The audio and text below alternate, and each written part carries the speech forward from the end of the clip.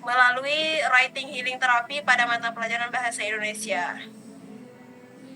Jadi bentuknya seperti ini. Jadi mereka menulis ya, karena bahasa Indonesia.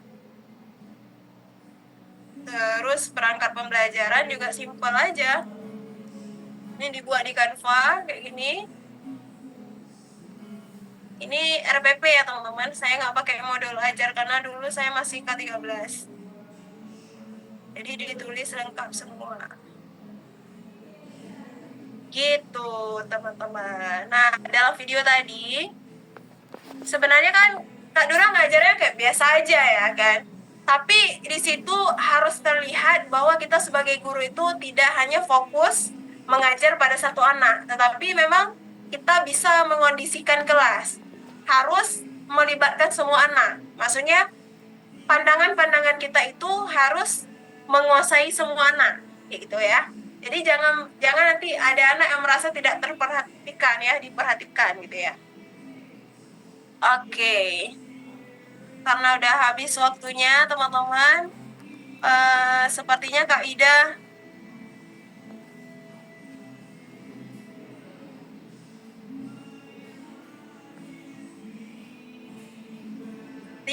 sudah ketemu ya. Siapa ya Kak yang bagus kita kasih kelas gratis?